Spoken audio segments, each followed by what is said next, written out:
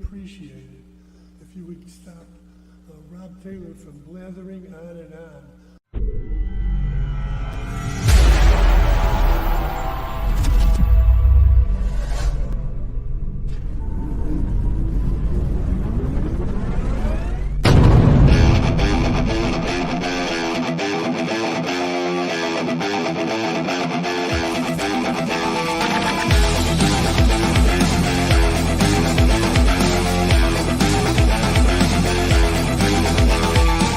Opinions expressed by the talk show hosts, callers, or guests on the Rob Taylor Report do not necessarily represent the opinions of the hosting platform, subsidiaries, sponsors, or possibly anyone else on the planet or the known universe. From the tinfoil and lead-lined broadcast bunker on the beautiful south coast of Oregon, it's the Rob Taylor Report. So strap yourself in. Your political therapy session is about to begin. Ladies and gentlemen, here he is, the nearly famous Rob Taylor. Hey, Coos County. Hey, Oregon. Hey, West Coast, East Coast, the rest of America, and beyond. I want to thank you for joining me. We're going to have another Friday night rant. I think we're going to start doing this on a regular basis because I think people need to rant. It's part of the political therapy. You come in, you rant, you feel better. And I hope those of you who are on Facebook and YouTube, we will take your comments. If you want to get comments, I will put them up on the bottom of the screen. And I don't care how racy they get. If you want to make some racy comments, that's up to you. And so I highly encourage, because I got an old friend of mine here, and we're going to go at it, man. We're going to go at it with a lot of these issues. And so joining me right now is Chris Brumbles from Columbia County. Chris, how you doing, man? Hey, I'm doing good, man. Thanks for having me on. We are going to get to talk about Drazen a little bit tonight, aren't we? Oh, you bet you. You bet you. I've got a special story that we will be putting up there. My buddy just came on. He's on. I don't know if he's on. Yeah, he's on Facebook. He says he loves the dungeon bricks. Yes, that's. I got an urban renewal grant for $25,000. I only spent $200 on the urban renewal bricks, and I spent the rest of the money gambling. What can I say? But yeah, it's. Thank you, Jeff. I appreciate that.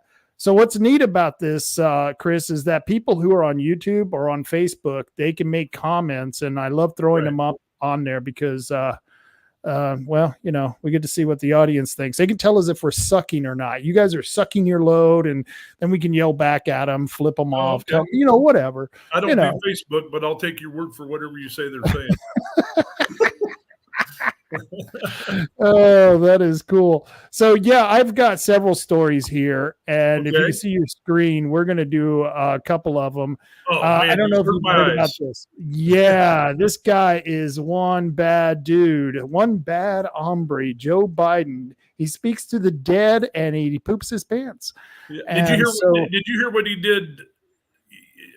What was it, 2 days ago?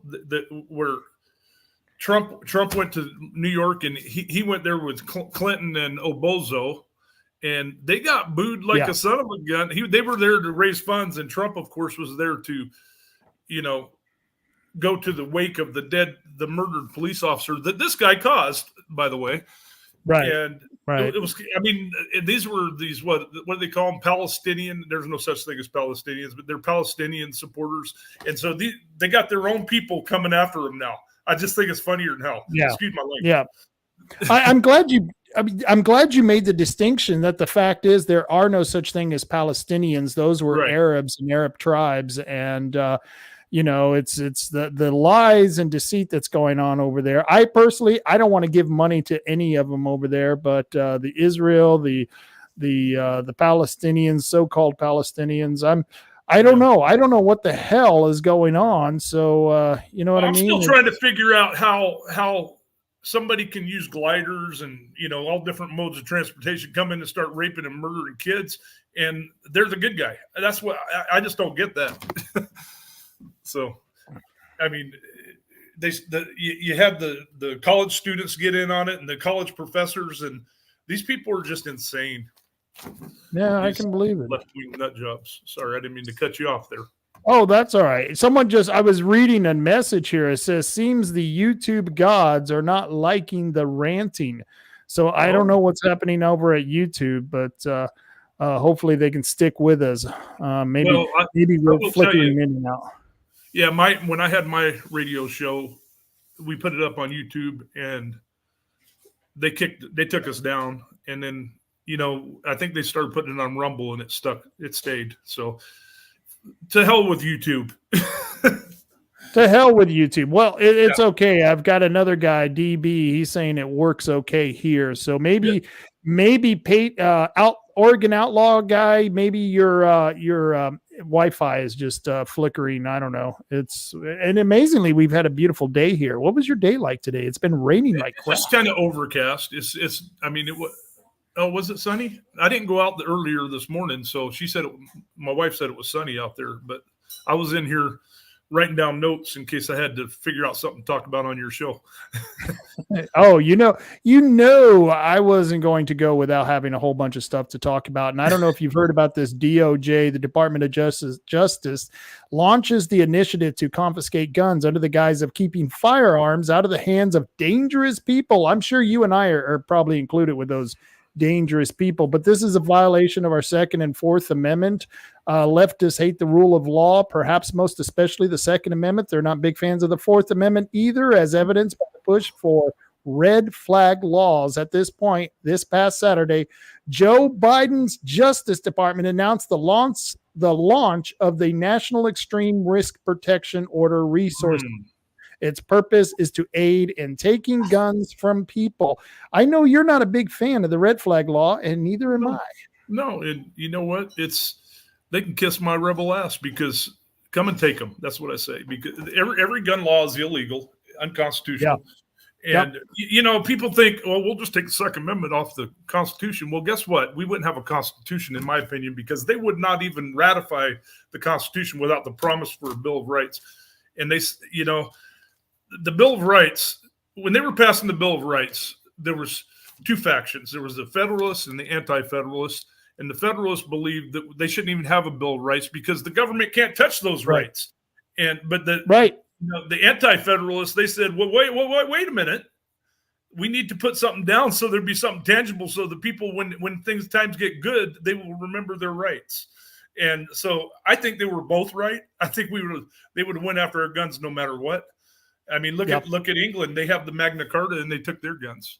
But they did have the Magna Carta. Yeah. In fact, the founding fathers looked at the flaws in the Magna Carta and derived a lot of conclusions from that when drafting the Constitution.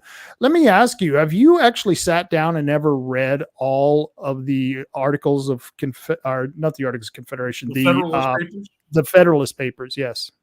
Haas, I've read all the Federalist Papers, the Anti-Federalist Papers, and I've read all the legal commentaries of the first 50 years of our Constitution with the smartest legal minds in the world, and they all believed we had a right to keep and bear arms, and they would be rolling over right now. They probably are. Are. Yeah. Now, the Federalist Papers are hard to understand, so if anybody wants to understand them, go to Publius Hulda blog. Her name is Joanna Martin, but she goes by Publius Hulda, and she has everything that you can think of about the Constitution. You can click on something you want, and you read. She dissects them for you and puts footnotes so that you can tell where she got them, and she explains all that stuff to you. And she loves the Federalist Papers. Patriot Tea. Yeah, and I agree with you. The Federalist Papers are definitely something they should be teaching that in school instead of the garbage they are teaching, instead of Marxism. Patriot Tea, he says that he didn't read the article fully, but he believes that they're considering amnesty for all illegals for this new Department of Justice department. No redundancy there whatsoever.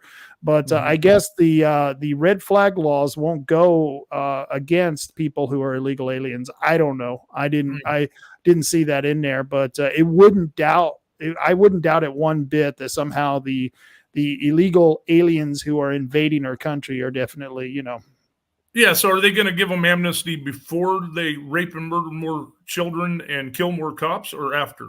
That's what I want to know. That's a good question. That's a damn good question. Yeah, I'm sure there are plenty of women out there who are probably asking the same thing, and children. I mean, these sick bastards have done some really sad stuff. I don't know if you've heard about this, but Kotek's wife, Rose, gets aid, plans aid office space to the governors considering crafting an office for the first spouse. And this to me sounds like Kitz Hopper, and I forgot the chick's name who was basically banging Kitz Hopper during his administration, and she was doing business at the governor's mansion in the Capitol in their office, and this sounds like the same kind of garbage is going to be going on. Yeah, and I heard that her top three. I think it was her chief of staff and a couple other ones resigned because they didn't like this. I don't know if that's true. That's just a rumor right now. But, I mean, I'm sure somebody knows. Well, let me see here. It says Kotek's wife gets aid. Gets aid, office space as governor considers creating office of first spouse. The move comes shortly after 3 top administration officials stepped down or took leave. Governor Tina Kotek is hiring a temporary aide to assist her wife, I don't know why, Amy Kotek Wilson, as the governor considers expanding Kotek Wilson's role and creating a new office of the first spouse. I didn't elect for anyone to have a first spouse or, no, neither did I. Significant other. But Kotek spokeswoman Elizabeth Shepard confirmed that Malia Mississippi, I don't know how to pronounce that, the legislative director of the Department of Administrative Services, joined the governor's office on a 6-month rotation that began Monday. Mississippi will explore creating a new office and assist and support the current first spouse in her official capacity to support the administration, according to the governor's office. Aren't you happy that you're going to be spending tax dollars for basically this woman's wife? What a weird thing to say in today's world. They didn't ask me, and I'm sure you do too. I pay a lot of money in taxes, and I'm not happy with anything they spend money on it. It's just insane with the stuff I don't like paying for illegal invaders' medical bills. I don't like to pay for all the welfare they're receiving. I don't like any of that. So I wish, there's a guy in the country pushing for nobody to pay taxes. If 1 million people step up and do that, I'm all for it. I'll jump in too. I mean, I would like to do that, but and I both own property, and they would come and seize it from us first. You know what I mean? We'd be at the top of the list. And I've got people who are tax protesters who don't pay any income tax to the federal government. And I'm just blown away that they're still doing business after all these years, because I had a good friend back in Albuquerque. He was an older gentleman, and he was a tax evader, and he went to jail. I think they put him in 7-8 years. It took him 10 years to get caught, but he was put away for 7 to 8 years. And, you look at that and you go, that's some pretty serious crap. Yeah. Yeah. Well, I know a guy in Myrtle Point who didn't pay his taxes for quite a few years. I went to school with his son, and he just, from what I hear, he was out of Arago, and he just kept his property chained off, no trespassing signs. Well, they waited for quite a while, and then they came and arrested him. And from what I understand, he was going to spend 20, 25 years in prison. It just ain't worth it. But they're right. The thing is, they're right. Taxes are, theft is theft, even if done by government. Yeah. Yeah. It's, I hate property taxes, and I hate income taxes, because anything you tax, you get less of. So why would you want less income for people? Why would you want people to own less property?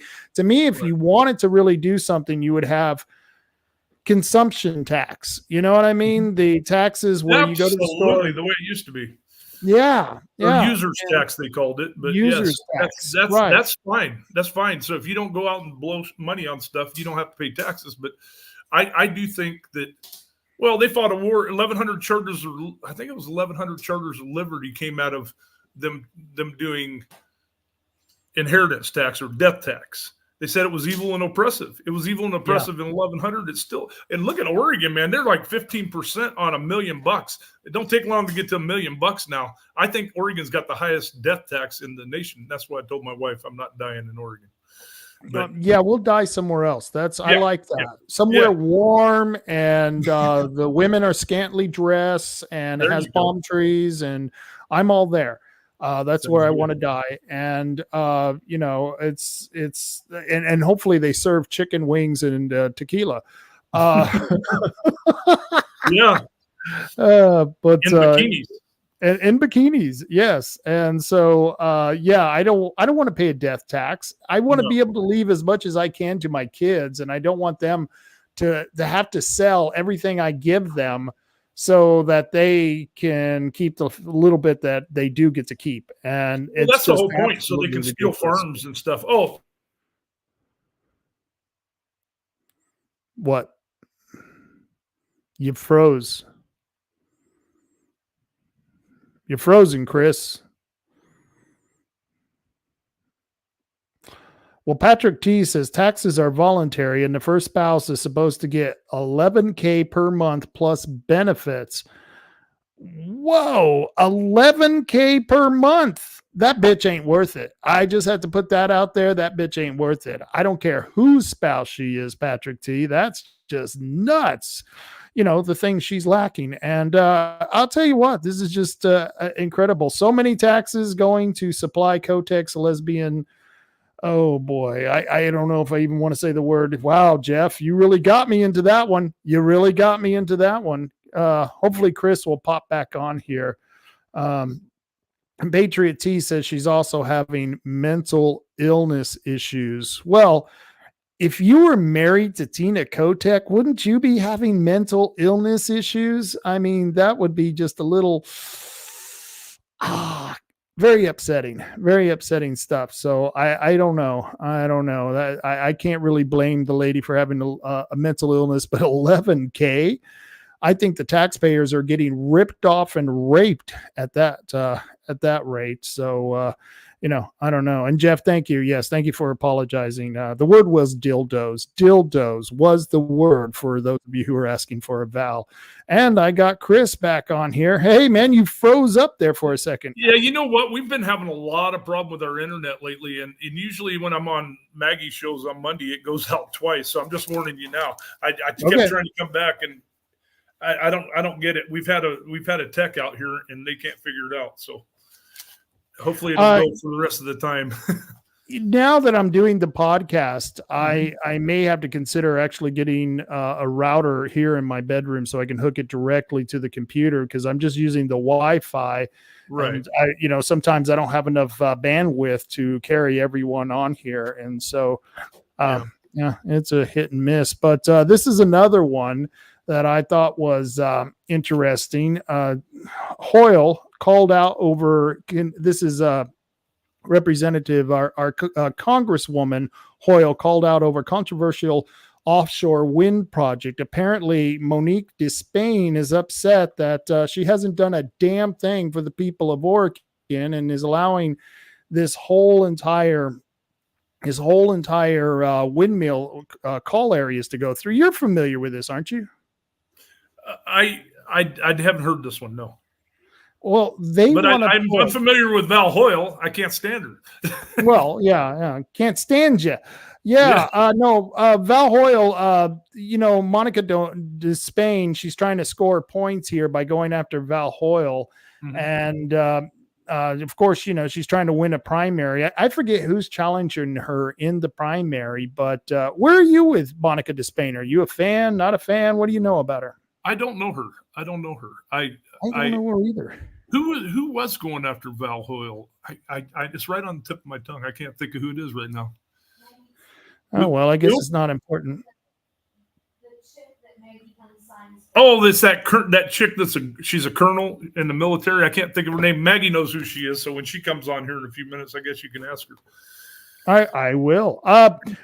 So they're going to put these windmills the size of football fields. The blades, each blade is about the size of a football field. They're about I think 1,200 feet tall. They're huge blades, the biggest they've ever done. They're going to be floating windmills. And the call area that they're going to do or use is almost the same size as the county's land mass. And of course, they're not going to allow fishing or boating within that call area. And all of this for 3 gigawatts of energy. Yeah. And from what I've heard, and obviously, well, I hate to say stuff I don't know, but again, I want to, make sure that it's a rumor that California was going to end up getting that power and we're going to pay for it. But I don't know if that's true.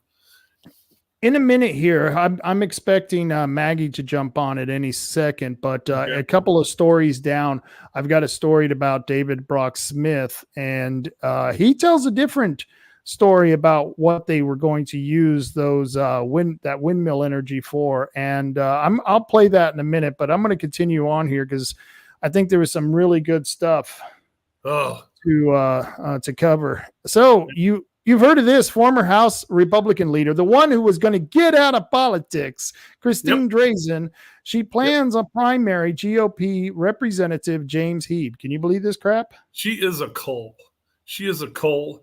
Drazen, her voting record resembled Kotek's a lot. And, of course, we know she screwed our friend Mike Neerman. He was the first one to ever get kicked out of the Capitol by the legislature, and it was a Right. unanimous vote by the Republicans, and he got kicked out of there for opening a door. And he was the only conservative in the House, as far as I'm concerned. First time ever, somebody was fired, and I really think that's wrong. I think that only the people voted him in. Only the people should be able to take him out. But, she voted for bills attacking the police. She protected Kotek's assistant when she went down there and with Antifa and beat up on the cops, and voted twice to put tampons in the boys' restroom. And, I mean, now she's backstabbing her. He did not even have, a Democrat running against him. He had an open primary, and she decided to go primary him. And she went to Rick Riley 2 days before and told him she wasn't going to run against him, then went and filed. She's a liar. She's a scumbag, and she's a Democrat as far as I'm concerned. I mean, she votes like a Democrat, walks like a Democrat, acts like a Democrat. She must be a Democrat. Patriot T on YouTube, he says she sold her house 4 months ago and bought a house in Area 51 for $1.2 million. I heard the same thing. Yeah. And so where'd she get all that money? Where'd she get all that money? Where are you getting your money from, Christina? Yeah. And it's amazing how when they run for office, look at Crazy Kate. Crazy Kate left office with $300 million. Where did she get that money? I went and added up her wages, and I think she was supposed to be getting paid 1.1. Let's see, 134,000 or something. She's getting like 158,000 when she was in, and I don't know why. It was more than what the internet said they were supposed to make, but of course, I added it up. It would have took I think it was 1,478 years or something to save that much money if you didn't have to pay taxes or food. So where did she get all that money being a career politician? I don't know. Maybe she knows some people in China. Maybe she's got a gig. I don't know. Maybe she's at a strip club. You got to ask these questions. And of course, you can't connect the dots because, trying to find out the paper trail is almost impossible today because they've got so many ways of hiding it. I got a theory. I got a theory. If you go after people's guns and you try to make them pay for air that they breathe, you're probably going to be a darling of the anti-gun crowd and a darling of the tree huggers, and maybe you can get some money that way. I don't know, and I don't really care. I just wish that somebody would investigate it because you try to go back and see how much money she had before she became governor. You can't find it, or at least I can't. Maybe you can. But I've had a lot of people look and we can't find it. So this time when Kotex got in, and I call her Kotex. Right. She's a bloody mess, I tell you. She's a bloody rag, man.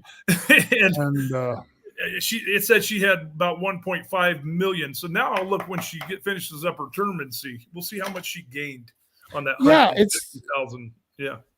Yeah, it's amazing how much all of a sudden they leave office, and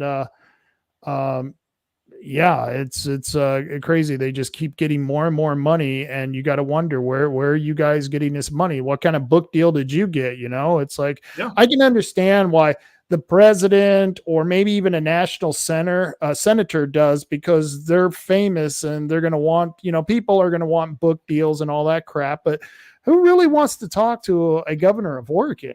It just kind of strange. I don't know. It's just kind of weird. Let me ask you this. What do you think is going to happen if she wins? What do you think is going to happen to Helfrich? Is that his name? The guy who's the Speaker of the House right now? Yeah. I think, well, my wife says yes. So what'll happen to him? I don't know. I mean, you think she'll try and take his spot too? Probably. I would think so. I would definitely. It's all about power. It's all about power. It's all about power. People be damned. So, yeah, I'm sure. Yeah. I mean, she was the worst person they could have ever put out to run for governor. No, even the Republicans didn't want to vote for her. And so, yeah, even the Republicans didn't want to vote for her. I didn't vote for her, and I know Kevin held his nose and voted for her. And it wasn't much of a choice. But I do know that Donis Smith is on the camera right now, and she's got an interesting story. Wow, I'm not seeing her. I don't know why she's there. We're going by Donis today. Are we going by Donis today? We're talking to you. You can call me Maggie if you want. Okay. We will do that. All my people across the nation, around the world, know me as Maggie Rose, so that's okay. Maggie Rose is fine. Maggie Rose. Well, you got to remember, David Brock Smith. He outed you. It wasn't a pretty thing. I know. When is he going to come out?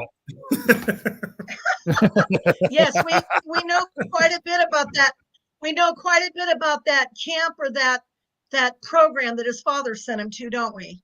Oh, yeah. We've heard rumors, but I haven't been able to substantiate any of it. But I'll tell you what, I have heard some wild stories about David Brock Smith's personal life that I because I don't want to get sued, I won't even get into it here. But I do know last night was an incredible night for Republicans in Coos County, and I'll talk about that after you talk, Donis. But I know it was a hell of a night in Douglas County because they were trying to get rid of Todd Vaughn, all because he was running against David Brock Smith. And you know the story. So if you would, please tell us wherever you want to start and take us to wherever it leads.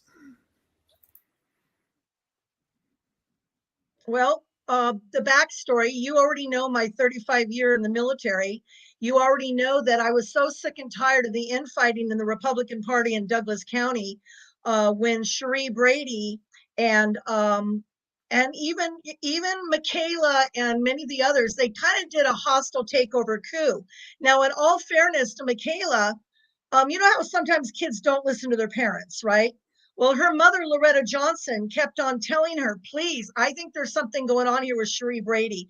Look what she did to Donis when Donis was public relations media for Douglas County Republican Party. And Donis graciously said she would step down and be co-chair and teach Cherie Brady how to be media public relations. And Cherie came to me and said, Donis, your background with the Military Stars and Stripes newspaper and the American Free Press, and you're a published author and a published journalist and your media campaign, she said, you know a lot, you could really teach me. Well, long and short of it, she ended up completely taking my job. Even the co-chair, she gave it away to Michaela and Loretta. Now, Michaela and Loretta did not know that I was actually supposed to be the chair and that I'd given it to Cherie. Next thing we knew, Cherie had herself as the PCP chairman. She made herself indispensable as the new secretary because nobody wanted the job. Valin said, I need the help, Donis. I need the help. What can I do? I said, you are going to rule the day. She's going to destroy this party. And we all know what happened. We all know about the coup that took place. We all knew that she was leading Michaela and the others around by their noses.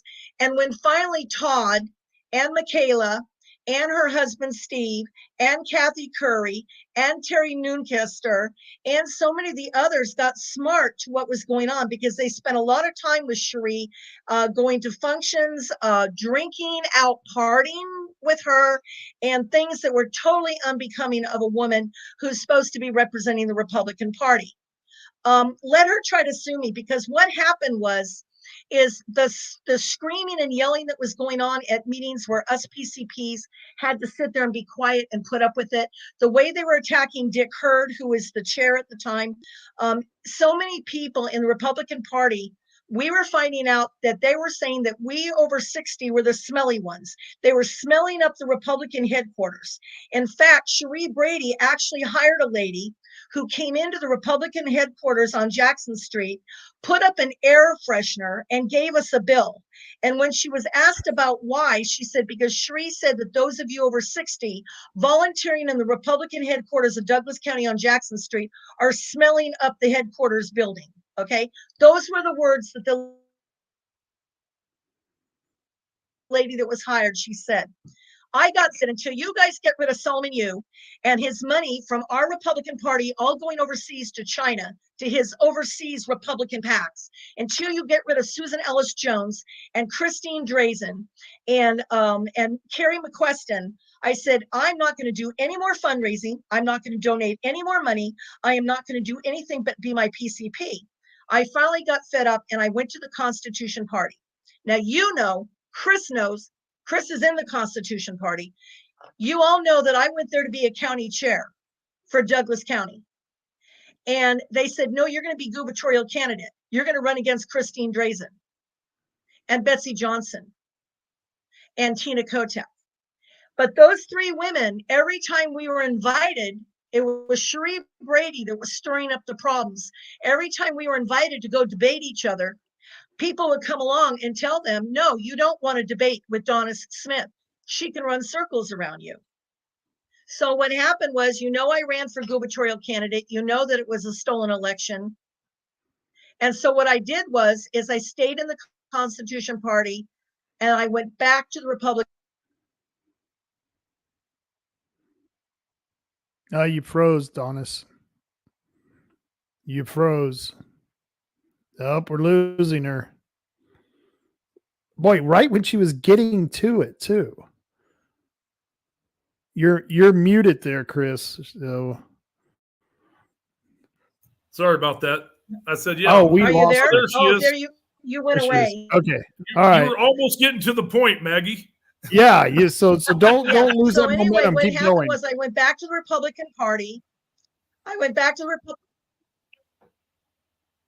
Yeah, I'm here now. So I went back to the Republican Party, and Cherie had a hissy fit, and she found out that I'll go back and run for PCP again. And she did not like that. So last night I was invited. We're going to do nominations for PCPs. Donis, you were a PCP for years. You know how it works. So I showed up, and Valin Curry, who is the Douglas County chairwoman at one point, nominated me to be a PCP. Now, everybody knows I'm going to be on the ballot in May anyway, right? But they said, we can get you in as a PCP early, and then you can have voting rights before the May election. So Valin, she's the one that nominated me. Marge Cunningham nominated 2 or 3 people. Larry Reeves, the chair, and Cherie Brady, the one sitting up in front, I think you call her my nemesis. They were very upset to see that I was there. So what they did was they had a list of 18 to 20 people. And I'm telling you, my daughter-in-law's right. It was a shit show, okay? They had a list of 18 to 20 people that Larry Reeves and Cherie Brady and Donna Torres wanted to vote to kick out the rest of the board, which is Todd Vaughn, who's running against David Brock Smith, Samantha Frost, who's running against Dan Loomis, who's their little errand boy. And so they had this list of 18 to 20 people. And they said, well, have these people been vetted? And they said, yes, they've been vetted. And they said, well, let's vet to make sure. So they gave the list to Dan Loomis, our county clerk. He literally left the annex and went next door to the courthouse. And he came back a few minutes later and said, I verify they're all vetted. And I stood up in front of everybody and I said, why didn't you have my name on that? Because I filled out my SL form months ago. And you know I'm going to be on the ballot. He goes, well, it's not up to me. It's up to them sitting down there, Larry Reeves and Cherie Brady.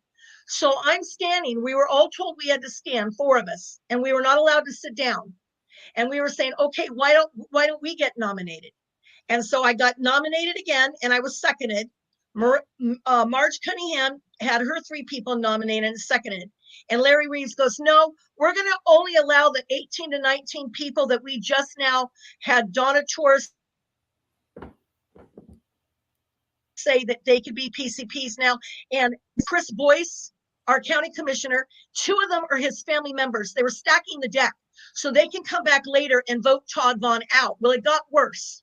It got worse. Todd Vaughn and us were sitting there and they said, now we're going to have new bylaws. Now, you know, there's a bylaw committee. Well, guess who's on the bylaw committee as the chairman? Todd Vaughn. Todd Vaughn. In the new bylaws that Larry Reeves and Cherie Brady and Donna Torres. Yeah. So what they did was they had these new bylaws they wrote up, and their excuses, well, we've been asking Todd to write up new bylaws. We didn't need new bylaws. We just had them rewritten not very long ago. But in the new bylaws that they put up on the screen, that has never been read by the PCPs, never been approved by the PCPs of Douglas County, never, ever even seen until last night. They said in these new bylaws, we're going to state that if you're an elected PCP in these new bylaws we want to propose, then you have to quit as a PCP if you're running against the 2 incumbents that we're supporting. And so here Todd Vaughn gets up and said, I'm the chairman of the bylaw committee. Why did I not know about this? And he said, what? We didn't even know about this emergency meeting last night until a week ago. They were going to have this emergency meeting and only have their PCP friends show up and nominate the ones they wanted to vote against the board and kick out the board. And they were told, no, you have to give everybody notice at least a week in advance that you're having an emergency meeting. So what happened is, Kathy Lynn, who used to be our secretary, got up and said, this is not legitimate here. We need to table this. She said, this is not legitimate. We need to table this. And they said, no, we are now voting on all 18 or 19 of our people are now going to be PCPs, and we're going to swear them in next month on April the 18th. And I'm still standing there with Marjorie Cunningham's 3 people and said, what about us? We filled out our House forms. Dan Loomis is verifying. He knows we filled them out. Why are we not being nominated tonight also? Oh, because you think we're going to vote for Todd Vaughn. You think we're going to vote for Samantha Frost. You're telling us we have to vote for David Brock Smith. I've been told by no more than 40 people who are in the Douglas County Republican Party, Larry Reeves,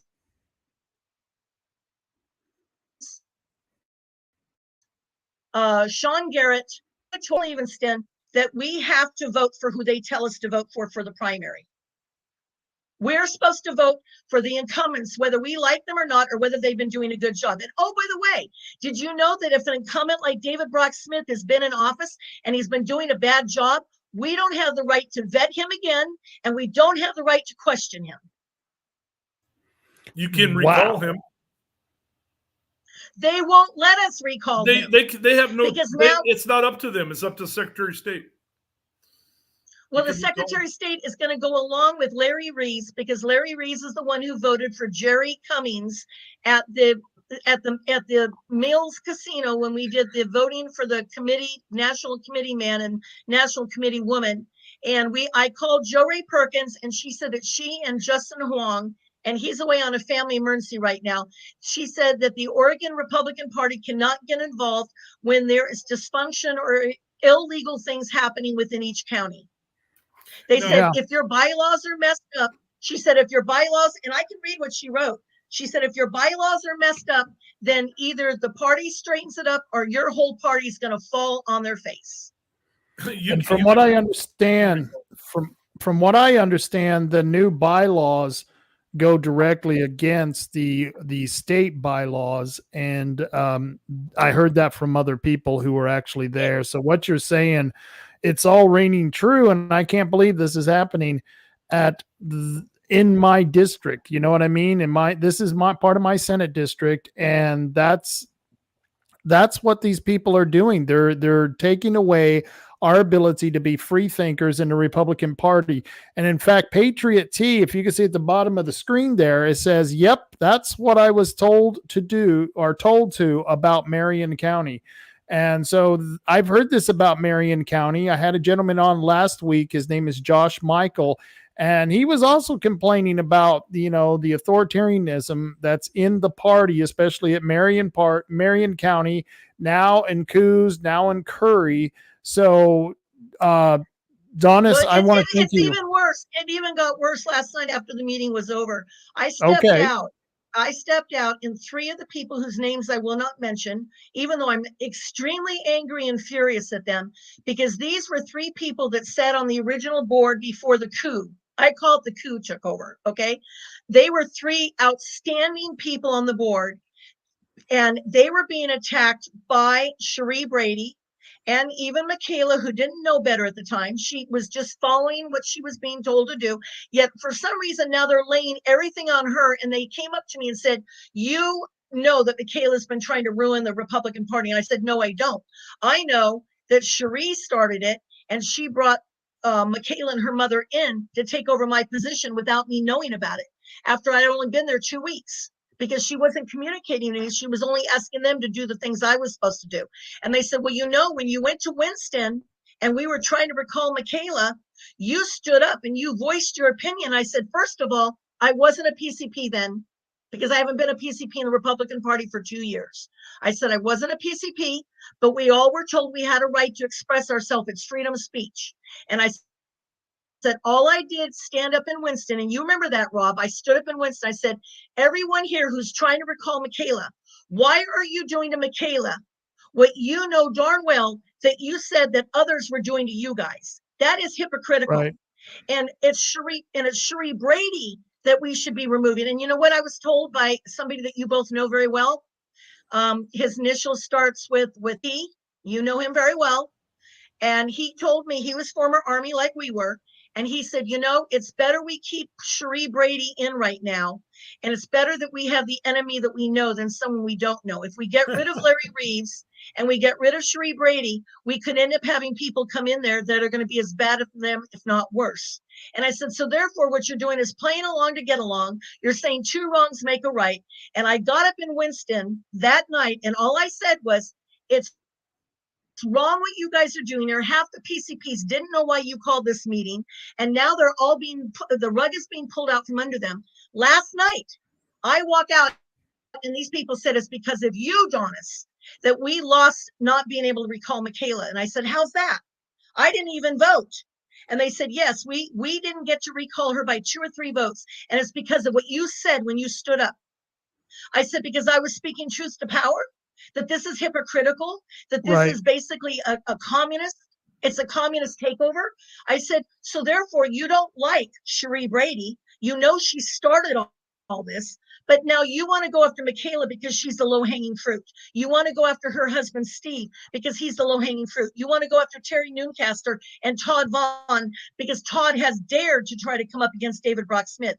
You are attacking the people that are running against the incumbents, and you're telling us we have to vote for 2 incumbents that have been nothing but unethical."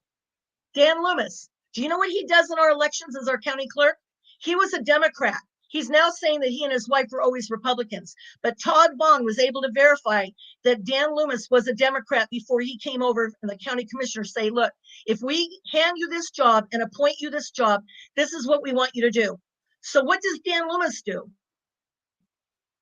He gets the ballots of people that have died. And Chris Brumbles is going to be upset about this too. People that have died or moved out of the county.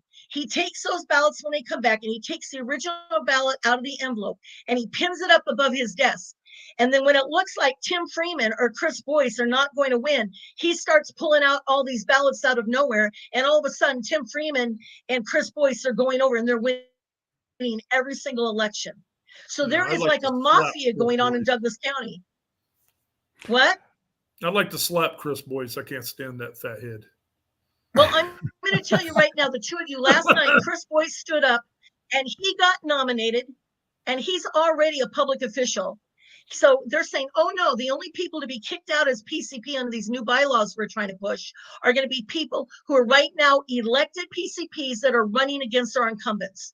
And we turned around and said, Chris Boyce is already our county commissioner. Why are you making him a PCP tonight? And you're not allowing my nomination to go through. Well, it's because they were afraid that those four of us were going to vote against them come April 18th.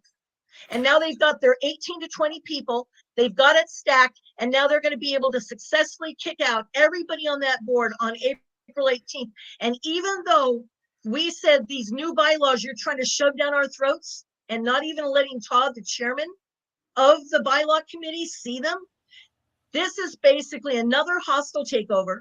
It's rigging the system. I was going to say, didn't they already kick out your whole board? Isn't that how they got power? Didn't they already kick your whole board out in Douglas County? Didn't they already fire your whole board in Douglas County? No, that's what they're trying to do April 18th. But I thought they already did it once. They did do it before. There was a takeover before, wasn't there? There was the America First takeover, and they did, and they turned out not to be America First. They turned out to be for themselves first. and it was a bad deal. It was a raw deal. And Donis, I appreciate you coming on. I wanted you to hear your story because like I said, a lot of it rings true to what you're saying. I've heard other people echo what you're saying, and we're going to keep an eye on it. Okay. Well, there's one more thing. There's one more thing you didn't know. You got it. Yesterday, one more thing. Yesterday, I went into Republican headquarters. Now, I've been in there before, and Sean Garrett, who I brought into the VFW, is a veteran. And he said, they said that they have trespassed you from here. And I said, who did that? He says, Cherie Brady and Michaela. He said, they trespassed you 2 years ago. And if you come into Republican headquarters as a Republican or PCP, we're told the volunteers are to call the police on you and kick you out and write you up. And I said, well, based on what? And he says, well, we were all told you have a restraining order on you. Do you know I've never been in a courtroom, never been filed papers on a restraining order? So they are slandering me and defamation of character and character assassination and telling all the new volunteers that come into the Republican headquarters that I am being trespassed and I'm not able to come in. And why? Because Cherie Brady knows what she did to the party 2 and 3 years ago. I called her out on it. I told her that she's screaming and yelling at Dick Hurd. He had a heart attack. Dallas has had a heart attack, and they know darn well the stress they're causing. So Sean Garrett kicked me out of Republican headquarters yesterday and called the police on me. And last night when I stood up at the annex and I said, this is why people are the new PCPs you want. They're getting up and walking out of here right now because of the shit show that's going on here. And what does John Houston do? He screams and yells at me in front of everybody, tells me to sit my ass down. And I'm trying to let them know, look, we're losing people out of the annex. They will not come back as PCPs as long as they see all this infighting going on in the Republican Party. Yeah, it's disgusting. It's disgusting what's going on. Thank you, Donis. I'm going to get you out of here and let you go back to doing what you were doing. And I appreciate you being on. We'll get you on next time. Okay. All right. And so Oregon Outlaw 2000, he says, when do you find out if you have become a PCP? Well, 7 days after the election, the county clerk will give the results of who became a PCP by the virtue of who got the most votes. And you have to fill out a form. I think it's an SEL 105 that you have to fill out, and that's how you become a PCP. You got to go out and get your friends to vote for you, and it doesn't take a lot of friends. You can usually win just by getting 3 people to vote for you. So, and Chris, the reason I had Donis on was that's the story I heard from other people who were at that meeting last night in Douglas County. And then I had friends who contacted me about the meeting in Coos County at the mall here, the Pony Village Mall, where apparently they were the young Republicans. This guy by the name of Michael Brainerd, was allowed to get up and talk about how they're endorsing David Brock Smith and Court Boyce, and other people weren't allowed to get up and represent the grassroots or other groups to say that they endorse, other type of candidates. And it's just once again. Oh, and they're not allowing their signs. They're not allowing their signs to be hung in the headquarters. There's, I guess, they came up with this crazy rule where if everyone doesn't have a sign and you have two people in a race, in the same race in a primary, the person who brings their signs doesn't get to hang them, I guess, until the other person brings their signs, which I think is ridiculous. First come, first serve should be the way it should be. Yes, Oregon Outlaw, it is the primary. We will find out in the primary who wins the precinct captain person, and you will get to see, you will get to vote on the board in whatever county you're in from the district you represent. And I think there's like 19 districts here in Coos Bay, but your wife's not only a chair, she's always been a PCP, hasn't she? Oh yeah. She's a volunteer her whole life, volunteer for the church. She's a vice president also. She's also that's funny thing about also Associated Liquor Stores of Oregon, because we own a liquor store, and they try to get legislation to help us because it took us 21 years to get just a tiny freaking raise. They kept raising everything every year, minimum wage, Visa would go up. I mean, everything goes up every year. And it took us 21 years to get I think they give us like a 0.6% raise or something after 21 years. Yeah. And so they fight for that. And she does a lot, but I just lost my train of thought. But yeah, that's okay. She is the chair of the Columbia County Republican Party, which I believe is the best Republican Party in the state. And that's why I will help them. I'm not a Republican, but I help them because they fight for liberty and stuff. And obviously, their vice chair doesn't like it.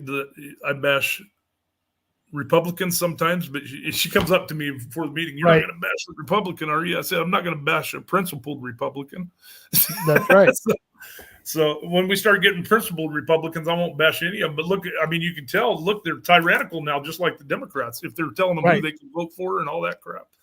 I mean, who do they think they are? That's ridiculous. Who the hell do they think they are? And then they sit around and they complain because there's no one joining the party. And I'm thinking, well, who would want to join an authoritarian control freak cult that they're creating? And that's what it is. It's a cult now. And it's really sad that we're watching this. I see this on Telegram. I'm in a couple of different groups. Yeah. And the infighting that's happening is just so distasteful that, I hand it to people. I'll show people who are not Republicans and I'll say, just read some of these messages, and I'll hand it back to them. And they say the same thing. That party is effed up. You know what I mean? Well, I tell you what it is. I call them the U crew. There's Solomon U's followers, and we've got about 4 or 5 of them here in our county that have been attacking my wife for 2 years over stupid. I mean, they even tried to sue her. that didn't last very long. Drew Lada's in that group, and finally. Wait a minute, Lada is part of the U crew, really? Yes, I believe he is. He's with Jenny Gilbert and all those other morons, and he has filed complaints. Well, let's just put it this way: there were complaints filed with the Department of Justice, the Secretary of State, the OLCC, and then reported to all the newspaper, Oregonian, calling my wife a criminal and stuff just because they had filed a report or filed a complaint. So we end up talking to DOJ and Secretary of State and OLCC. There was no criminal charges. There was nothing, but they kept it going for 2 years that she was a criminal. Even Carrie McLeyer got in on it and said, all their friends were calling us the Brumble crime family, and Chris Brumbles is a felon and all this crap. I've had a CHL for 20 years. I don't think you can get those if you're a felon. But that's a little difficult to get those. But once again, it's that tactic. They love to smear you, and then they turn around and accuse you of doing what they're doing. Yeah, Zelensky tactics. It's Marxism is what it is. They're all leftists and they think they're conservatives. That's what gets me. And yeah, I told Leda he wasn't going to be able to win dog catcher in this county. And then I went to everyone who supported him last time, make sure he didn't get a dime, not one dime. Yeah. So when he tried to sue my wife, he had the stupidest moron for a client because he was his own attorney. And it was funny. Tyler sent him a letter with 7 points on it why you can't do this, because this lawsuit was on the Central Committee of Columbia County and Tracy Brumbles as an individual. He said, you can't, Right. She's on the Central Committee. You can't sue her as an individual because this is a political thing. Number two, you can't be your own attorney because you're using a PAC to sue her, and Oregon state law says you have to use an attorney. And he just kept going on 7 steps where he said, you're a moron, you're an idiot, you're a moron. And then he says, you got 3 choices: drop the lawsuit, everything will be fine. You can get an attorney, I'll talk to him and you'll lose, or you can forget, just ignore what I'm saying and you'll lose, and you will pay attorney fees on this kind of a case. So he dropped it. Didn't after he ran out bragging that I'm taking her down. But the thing that gets me is a week after that, he filed another complaint with OLCC. Oh, geez. Oh yeah.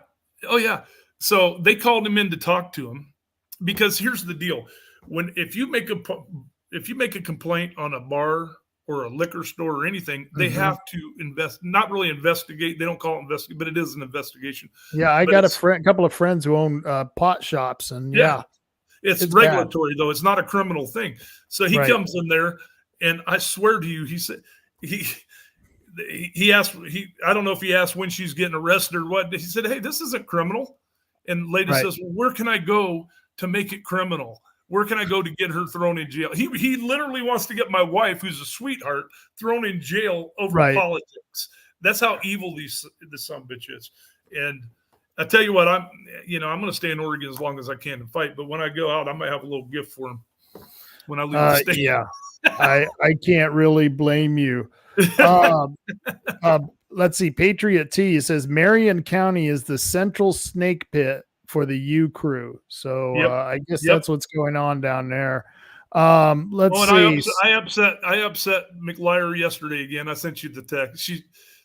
She sends these robot emails out to my OFF email, which I never use.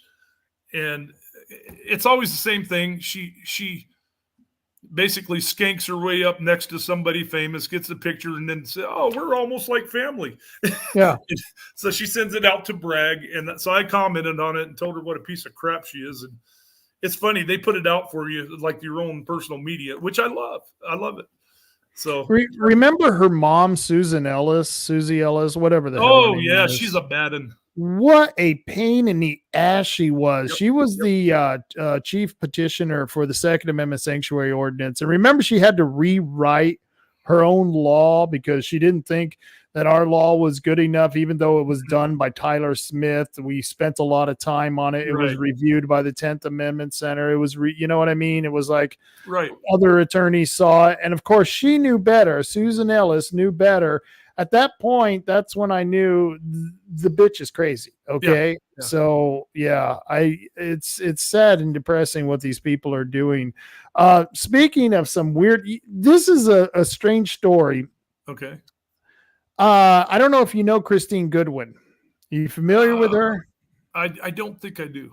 She's running against Noah Robinson, Art Robinson's son, because Art can't run again. And it says voters are seeking to keep Oregon lawmaker off May ballot, but put forth new evidence she may not live in the district, which that's what I've heard. She's using and this is allegedly, I don't know if this is for sure, but I've heard this from several pretty good sources, that she's using a business for her residence, and she actually lives in my district in SD1, but I guess she didn't want to run against David Brock Smith.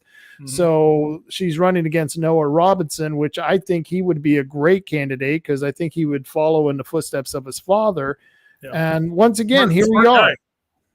Yeah. Those people are very smart. Yes. And I don't know why she's doing this, because she really makes the party look foolish. And if it's true, I don't know how she's going to run again. And she has a great voting record. And so I just look at this and think, wow, this is once again the egotistical strain of the party, the establishment, who think they can get away with anything and nobody's going to complain on them because they think they have made people like me so afraid. We're afraid. We're scared of them. And that's just BS. You know what I mean? There's nobody here who's afraid of these people. They're a bunch of old geezers with a little bit of power, and eventually they'll be dead or in an old folks home and nobody's going to know their name. But, we're not going to put up with their crap. No. And so, I don't, like I said, this is allegedly. If she's not, then that's okay. But if she is committing this type of violation, then she should definitely be kicked out of the race, which would mean Noah would win, because I don't think they even have a Democratic challenger in that. Oh, wow. Well, I just want to tell your listeners, the Republican Party is probably, it's the best chance we have of taking our country back, but don't trust them. Don't trust them. I mean, look at Ronna McDaniels. Did you see her on the news the other night? She came out and said she's always been a left-turd, and now she can be who she is. It's like, and then you got people like David Brock Smith, who is at worst a communist and at best a useful idiot for the communists. Right. He doesn't care about you or me. All he cares about is power and probably money. He's probably lying. He'll be another one probably that has 200 million when he retires. Oh yeah. He's going to have a fortune. He's got a sugar daddy here. He's a Democrat from San Francisco, a guy who's actually committing voter fraud. I love this. You're a billionaire and you actually think you should be allowed to vote twice. We think it's only twice because this guy has residence all over probably the world, but all over the United States. And so, look at Drazen. I mean, look at Drazen. Drazen, she is scum of the earth. I don't see any difference between her and Anti-Zansky. I just don't. I mean, they sold us out. I talk to this representative quite often, and I bash the Republicans to him, and I told him, you guys sell us out. And he goes, oh, we need, one of them guys that go, we just need more Republicans. I said, well, what happened back in 98 when you had the House and the Senate and we still got gun bills and we still got taxes and we still got everything the Democrats wanted? I said, they don't fight for us and they sell out. And finally he came up to me later on. He goes, Chris, you're right. I just can't say that in public. Yeah. But he still defends people like David Brock Smith and Christine Drazen. I'll send him something. Like I sent him your billboard, and he sent me back no comment. That was a great billboard. That's a great billboard. We'll get to that in a minute, but I got to get to this Carrie McQuiston. Okay. She had to send out the notice that they were suspending their initiative petition for the Constitution Carry initiative. They have suspended gathering signatures and most of us knew this was going to happen because we suspected it was going to happen because we thought that it was the U crew just using this as a way to not only get donations, but to get names and numbers of people that they can ask more donations of down the road, because this is how they do it. And let me ask you, Chris, this was a state initiative, so those are pretty hard, but a constitutional carry initiative should have just flown out the door. And even our county chair here, a guy who's now a turncoat, Rod Schilling, he was even leery of promoting this at the state fair last year because he thought the same thing. He was not a big fan of Solomon U, and he thought that there was something suspicious about this petition. And so what are your thoughts on that? Oh, well, my thoughts are it was always to, maybe raise money and to get importantly, get more signatures, just like when we did the Kate Brown recall. And it was never going to happen. They didn't approach OFF. If you don't do OFF on something like this, it ain't going to happen anyways. But back in 1994, Kevin Sterrett, I mean, this was before I was with OFF, but Kevin was there. And they tried pushing a constitutional carry. And the NRA actually, I call them not really allies, but the NRA Right. actually approached all the Republicans and threatened them not to vote for this.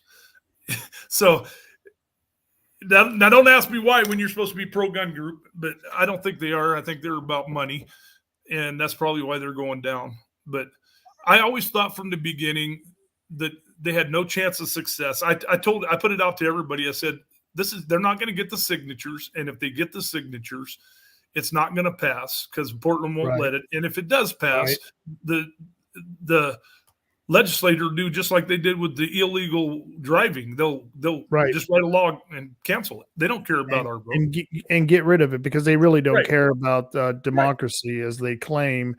And here's the funny thing was that it was kind of genius that they did this because they know that, and I had Joel Pawlowski on my show promoting this, and they know you have to go along with it in many ways because if there's a chance of it passing, you kind of got to be on the right side of that argument. Yeah, I'm all for Constitution carry, but deep down inside, you're thinking this is a bunch of bullshit and you're feeding me a line. You know what I mean? And it was sad because I asked Kevin about it.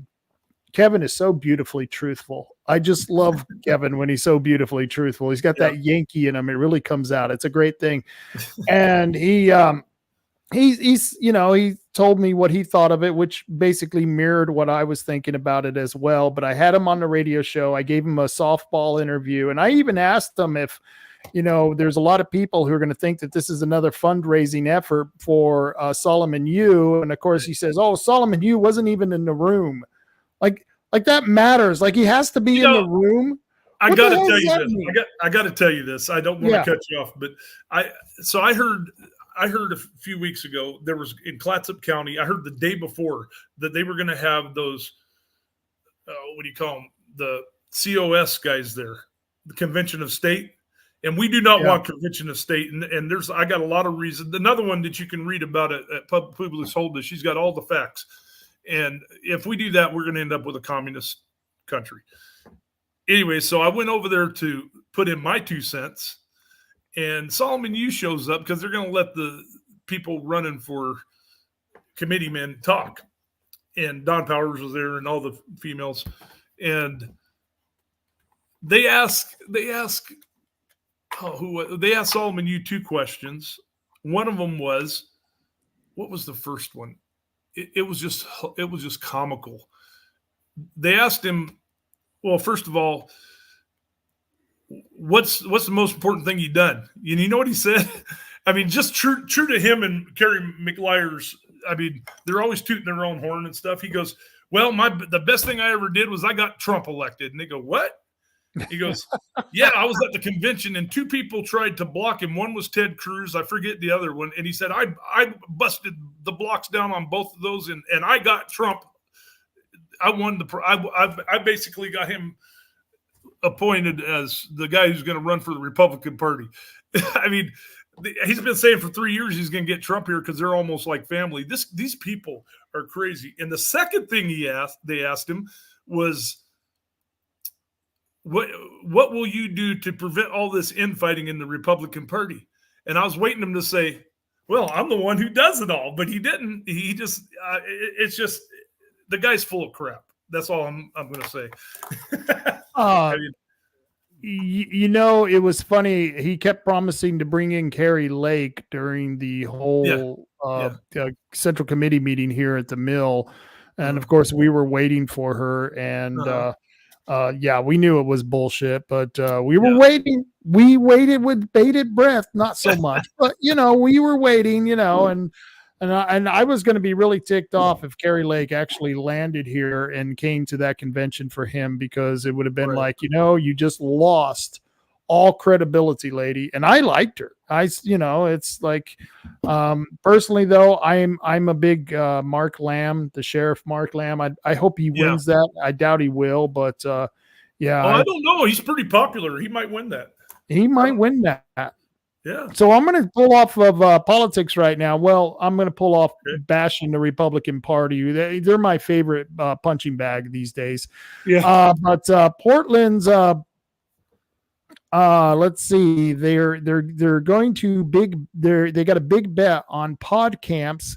Comes with a hefty price tag, and you will not believe what these things are costing the city itself. Let's see if I can find that story. But this is once again them trying to solve homelessness by creating these tent cities, and of course, it's not going to work, and it's going to cost them more to have these tent cities. It's let's see, the contract pays Urban Alchemy.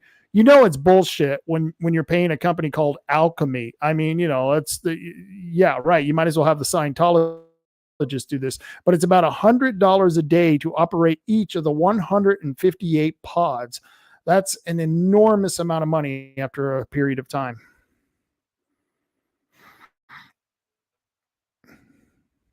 I think you're muted. Oh, there you go. Oh, I did mute myself. Sorry about that. Yeah, that's all right.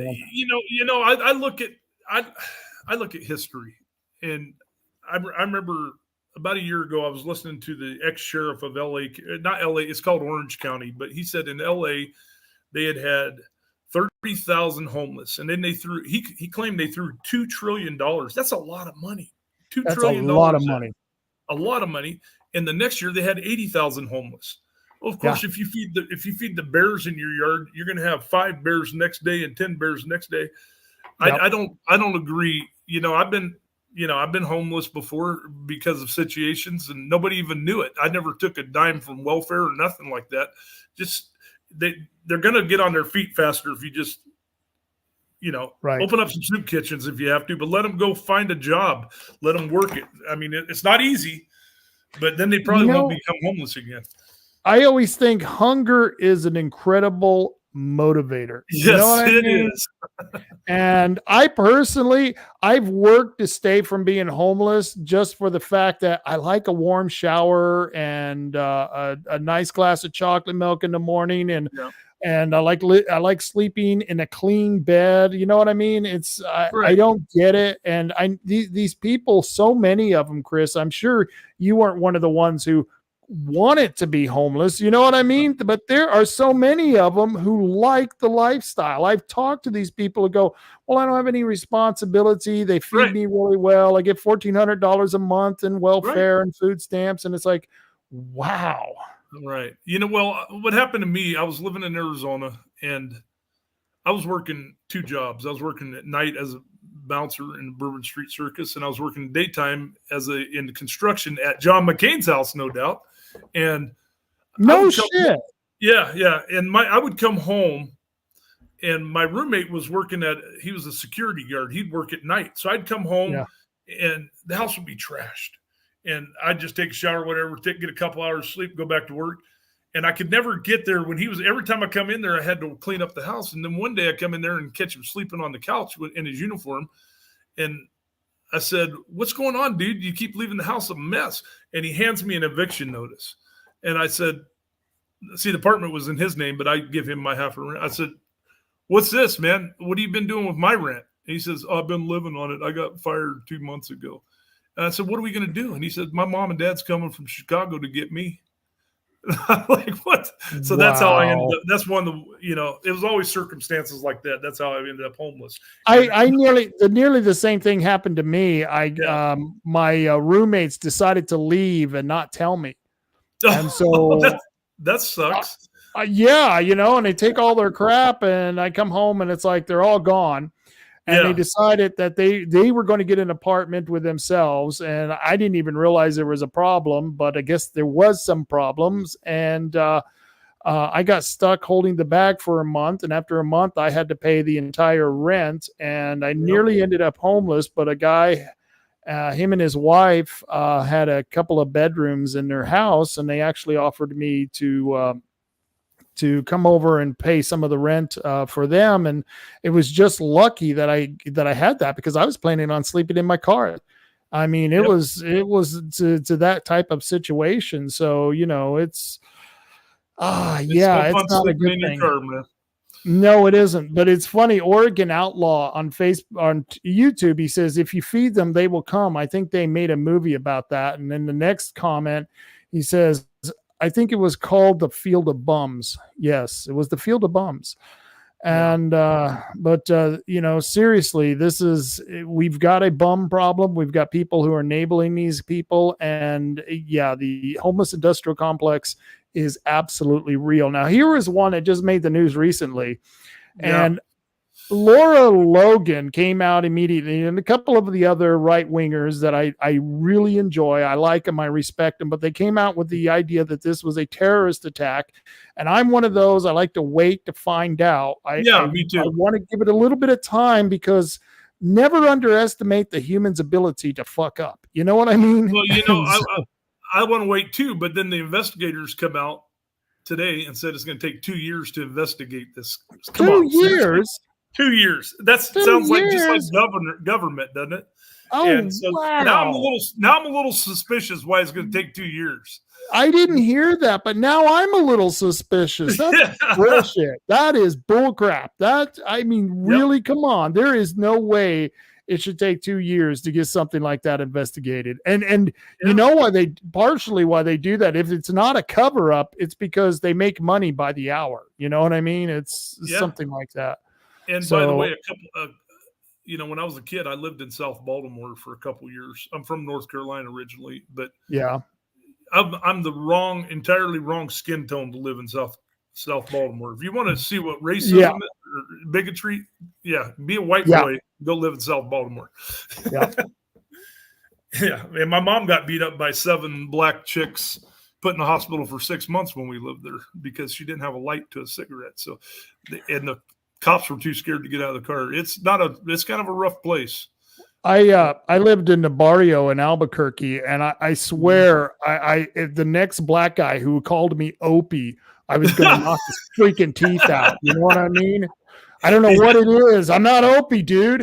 Yeah. And so, it's like, I could use some slang to call you something, but I don't want to die because I'm in your hood. But people in Oregon, because it's so damn white here, they don't realize what it's like to be the minority in another neighborhood.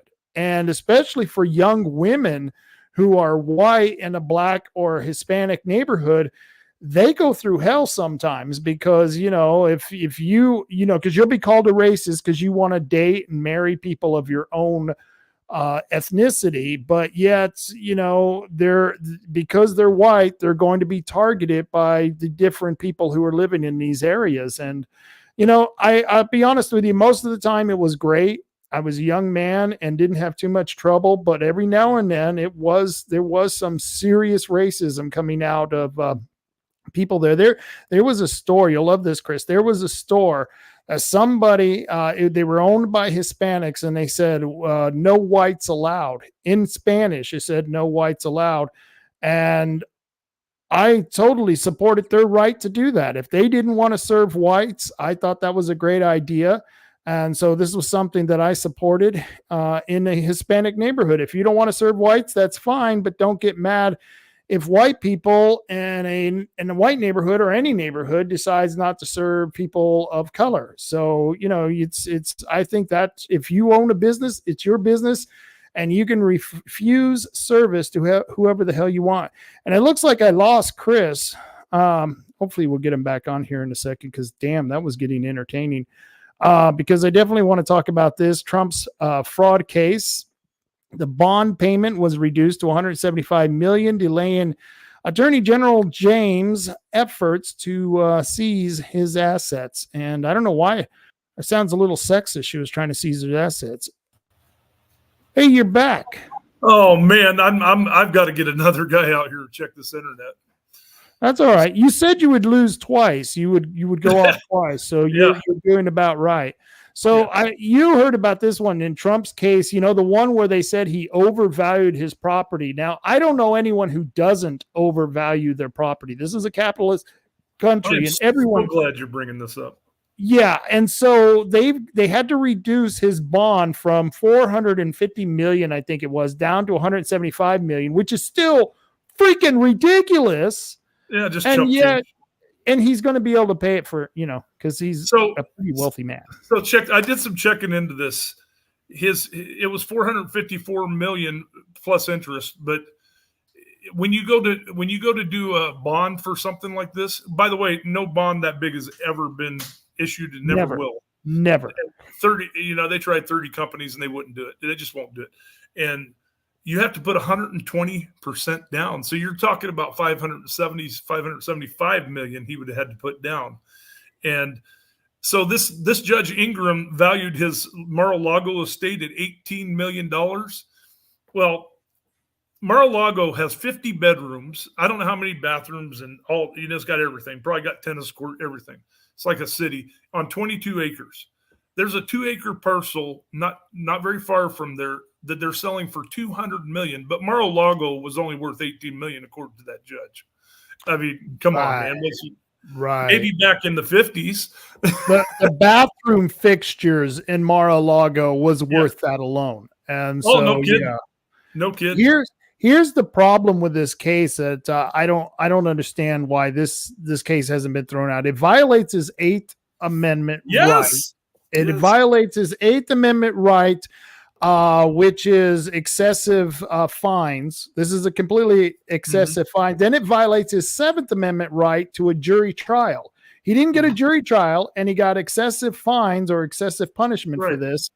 And yet nobody's doing a damn thing about this. If this was a Democrat, if this was Hunter Biden, if this was anyone else but Trump, we would be screaming from the rafters. And it's just infuriating that this isn't going on. And I mean, how would you like to walk into a court and the judge says you're guilty before you even start, and then he wouldn't let you have a jury? That's pretty pathetic. I mean, are we in America anymore? Are we in America? I'm thinking we should make up bumper stickers and have everybody make Oregon American again. Right. We were talking about illegal aliens, and there's two groups that I think, the illegal invaders. And there's two groups that I think if this country owes anything, it's to the American Indian and veterans. And it just ticks me off that so many American Indians are living in squalor and so many veterans are living in squalor in the street. And yet we're giving money to all these illegal aliens. And this is the kind of thing they're doing. Instead of taking care of real business, they're going after Trump with these fraudulent cases. Yeah, well, you can't give special privileges to Indians because we're all the Indians now. I mean, we're being invaded just like they did. We're going to end up dead and on reservations if we don't wake up. But it's funny you mentioned that because I haven't read this article yet, but on the Epic Times, I just got it today. The headline is Mexican soldiers in U.S. worry border agents. I haven't read that. That's going to be interesting. So now they got Mexican soldiers in here? I mean, what the hell are they doing here? I mean, we've already fought Mexico like 12 times and beat them every time, so I'm not worried about them. It's just we got Al Qaeda and we got Hezbollah. We got all them people coming over the border, and of course now they're trying their best to take our guns, and we can never give up our guns. I hope people, every gun law is illegal. Do not give up your guns. And it's funny. Yeah, go ahead. No, go for it. I was going to say during COVID, the scamdemic, I didn't obey any of their rules. I didn't wear a mask. I drove wherever I wanted. I mean, I'd go into the bank and they'd say, you got, where's your mask? I said, I'm not here to rob you. Or I'd go into the store and they'd say, do you want a mask? And or no, where's your mask? And I'd say, something smart ass to that effect too. But I was just thinking, I would get up and I'd do a speech and I would talk about, telling them, do not comply. They cannot force anybody who can force a shot into you. You are a slave. Yep. And I said, what are you going to do? What would you do if they outlawed you eating food? And everybody said, I wouldn't obey that. Well, why are you obeying this? And now look at them. They're trying to kill our gardens, our chicken coops, and they want us to eat bugs and worms. So they're trying to tell us we can't have what we want to eat. I mean, I'll tell you what, and I tell the environmentalists straight up when I go to the meeting and they say stupid shit like this, I'll tell them, look, you either let me eat a cow, you allow me to eat meat, or I'm going to eat you. Your choice. Because I'll go full on Haiti, man. I'm going full on Haiti, and you're going to end up over the roaster, okay? And I'm they need to get this revolution going soon or else we're all going to be going Comanche on their ass, and Comanches were That's not it. Yeah, that's right. You know, it's funny you mentioned that. There's a big old sign in New Mexico about the Comanche down south, and they were some fierce fighters. I mean, they were fierce. They had this whole thing talking about how everyone, including the other Indian tribes, were terrified of the Comanches and going through this area of New Mexico. And it was like, wow, this is, you know, they're almost, you know, it's. I mean, they damn near wiped out the Apaches. The Apache, right? If you ever seen it, there's a book called, I believe it's called Summer of the Comanche Moon, and it's like 700 pages. It's a great book. I got the audio so I could listen to it on the way to Montana. It's like 12 CDs. Yeah. But this guy did some research about the Comanches, and they tortured like no other. I mean, there was this one spot where they took all these people. If they had time, they'd sit there and torture you for days. If they didn't, they just murder you. But they cut off their arms and legs, and they somehow stopped the bleeding so they wouldn't bleed to death. They scalped them. The men, they would cut their testicles off and sew them in their mouth. And then they threw them on a pile and set them on fire and laughed as they swelled up and popped. These people were ruthless. Yeah. Survival of the fittest right there. That's they were, and they couldn't figure out why they couldn't catch them. Well, they were riding 800 miles to do their raids, and the white man just couldn't do that. And they would run their horse. They'd run their horse to death, slit its stomach open, drink its stomach contents. That's how badass they were. And just keep going. But the Comanche, I've always been absolutely impressed with reading the stories of what they did back in the West. It just blow your mind. You know, going back to the immigration thing in the southern border, immigration, the illegal invasion. I don't know why I keep calling it that.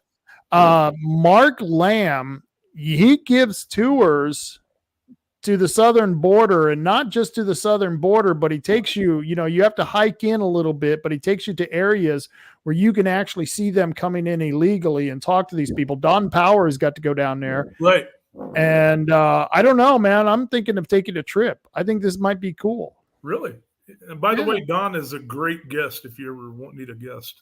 I was thinking of that because, you know, I wasn't going to ask him before the election because, you know, I'm so badly tainted, Chris, that I just, you know what I mean? People, I don't think you are. I think most people know. I think most people know, but there's so many people who just the fact that you associate with me, they will not have anything to do with you. Well, look what they did to Michaela and Todd Vaughn and all them. They recalled you really want to associate with? Right. No, there's a saying: if everybody likes you, you're doing something really wrong, or really, really good. I don't know. No, if everybody likes you, you're doing something wrong. You're kissing ass or they're kissing ass. But so I'm going to get on to my favorite senator, David Brock Smith. Woohoo! I don't know if you saw this, but the Northwest Natural is linked to another Oregon lawmaker trip to where? To Denmark, Danish biogas facilities. So they're going to pay David Brock Smith, Virgil Asborn, and some Republican to go and visit Denmark. $6,000 a piece is what it's going to cost for each of them to go over there. David has already gone to the Ethics Commission because he knows we're all going to complain on him. Mm-hmm. But this is biofuel, which if you read this article, biofuel doesn't work worth a damn. There's a lot of problems. It's just as pollutive. But let me see if I can go over here. It makes the left feel better. Right. But let me play this video. It's a short video, and it ties in the windmill project that he was for until he was against it because he found out that people didn't want it. But he was for the windmill project, and listen to what he wanted to do with the windmills.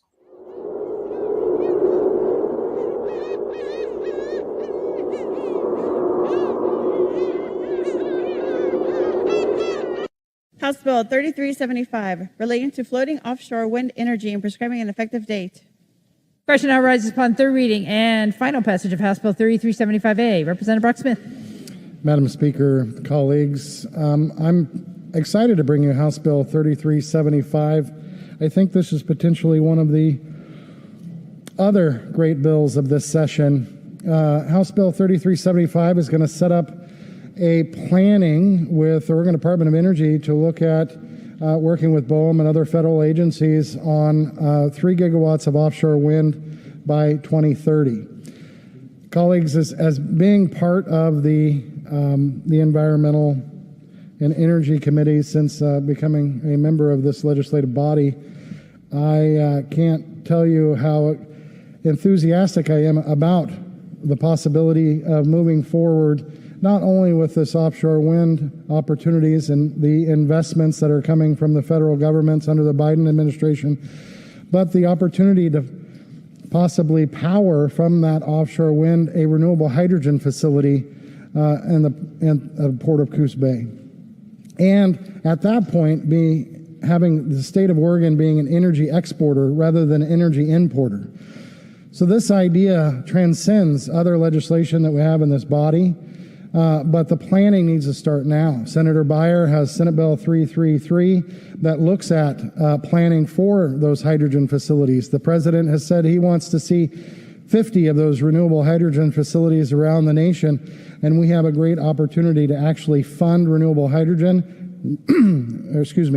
fund renewable hydrogen with federal help, but power it with other renewable energy. And some people have asked, well, Representative, why are you bringing this bill forward? Well, I've always believed in renewables and how we can access their energy as long as it's affordable for our residents. But more importantly, in this instance, that wind resource that we have off of Oregon is off of my district. And so the fishers that are going to be impacted by this process, I've been in dialogue with through this process and will continue to be in collaboration with them as we move forward with this process. So colleagues, this is an exciting opportunity for Oregon to get in front of the planning that's necessary to have this resource. And I would appreciate your aye vote. Thank you. So this son of a bitch, he's for the hydrogen hub, which I don't know about you. Hydrogen didn't work out too well for the Zeppelins. And then, just ask anyone who went up in flames on, what was that famous Zeppelin that blew up? He wants to use the energy from the windmills to power the hydrogen hub. And now he's talking about using biogas facilities, which burns cow shit. Yeah. Actually burns cow shit and other things, other waste materials, to create fuel, which is going to make the place just smell wonderful and probably smell just like David Brock Smith's house. And I'm just ticked off that why is my senator, who's a state senator, going to Denmark on one of these free trips? Because that's all it is for him, right? Well, Denmark uses hydrogen. I understand that. And I've studied hydrogen a little bit. Hydrogen is the way they should have went in the first place, because in a car anyways, because if it does blow up, it burns straight up. It will not blow up the car like gasoline. And basically it has these two, what do you call them? I forget what they call them, but so you put water. Water is your fuel, basically. It separates. Water is your fuel, right? You can take the hydrogen out of the water, right? Yeah, and then puts them back together, and your water comes out your tailpipe. But we're a long ways, I think, from getting that ready. This whole climate, this anthropogenic climate change is all bullshit. That's a Marxist religion. Years ago, I was listening to Ted Cruz, and this made so much sense. I've remembered it. And he goes, they were asking about climate change. Or I'm going to call it global warming, because that's what they started out at. Right. And he said, both my parents are scientists. And when in science, you come up with a hypothesis and then you go about trying to prove it wrong.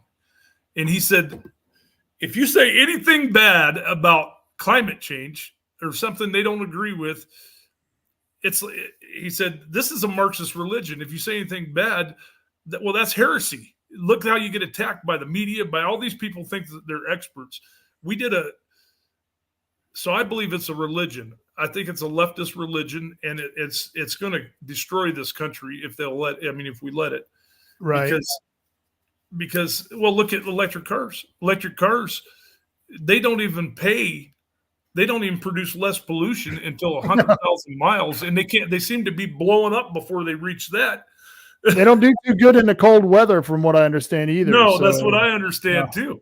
But Anthony, we had a climate summit out here, and I invited Chuck Weiss and Gordon Fulks. Gordon Fulks is a PhD and probably the smartest guy on the planet on climate. And we even invited Democrats, said bring 16 scientists to debate them if you want. And they wouldn't show up with anybody. And first of all, their math is wrong right off the bat. Second of all, carbon does not heat the earth. Water droplets do. And that's controlled by the sun and his father. But even more interesting, I've got some more stuff. I was listening to this guy, the scientist, the other day, and they were talking about, why they call it fossil fuels. Well, they call it fossil fuels because the Rockefellers, Rothschilds, all them guys in big business got together. I think it was 40s or 50s, and they decided to call it fossil fuels. And then he goes, he goes, they discovered they sent a probe to Saturn, and it went around Titan. Titan is the biggest moon for Saturn, and its whole ocean is methane. It has like 100 times more methane than the Earth. And he goes, you think there were dinosaurs up there? And then he said, it's minus 290 degrees. Where's the global warming? This is a scam. This is the biggest redistribution of wealth the Earth has ever seen. And if you go to Agenda 20 or Agenda 30 and read that, they tell you what the money is for. It's to pay for the one world government. Yep. Yeah. And so this is communism, and communism, they have to destroy private property because, like you said, you'll own nothing and you'll be happy because if you're not happy, we'll kill you. And so, that's where we're at. And then you've got people, you're talking about them attacking our all of our energies, all of our resources. And then you got the guys like this Chinese billionaire, this Chen, who now owns hundreds of thousands of acres in Oregon timberland, the report reveals. And if you go across the nation, there are a lot of shell companies who look like American companies who are owned by communist Chinese, who own farms, who own ranches, who owns many of our food sources. And we're allowing these people to come over here and purchase this. And this guy wasn't even hiding it. He was lucky to be found. And this all happened under David Brock Smith's watch. The same guy who keeps going to China and trying to create more deals. Yeah, from what I understand, I mean, I read the other day, I don't know if it's true, but he helped him with this and is trying to help him with 400 or 500 more thousand acres. It's ridiculous. We should do exactly what South Dakota did, make it illegal for them to buy land here. And by the way, what's her name? The governor there. She's gorgeous. she came out and said that every state should do what they did, and I agree with it. But I have a firm belief that we are the most corrupt state in the union, and these people just go in there after a couple of years. They're just there to make money off the backs of our children. Yeah, and I'm sick of it. And there you go. That's what we wanted to see. There it is. That's it right there. Has he complained to you yet? No, I haven't heard anything. And he's going to complain to Ben Edel. And here I'll show you why. Because if you zoom in, it says paid for by the Republican Unity Caucus PAC. And it gives the number of the PAC. And it says ruckpac.org, which is beautiful. I dig Ben. You know what I mean? It's I know he's got he's there are a lot of people making accusations against him, but I really dig Ben. Yeah. Oh, his heart in the right place. Just sometimes he gets too many things going at once, I think. Yeah, I think he's a little ADD, but that's all right. He's done. He's done. Not the first person who said that. He's done really solid by me, so I can't really complain of him. But I'll tell you what, when I went out there, I took this picture. We drove the day it happened. We drove all the way over to Roseburg, which is an hour and a half away, just to take a picture of this. And, it's when you drive by it, you can't miss it. It's right there between Love's Trucking Company and McDonald's on Highway 99 between Winston and the I-5.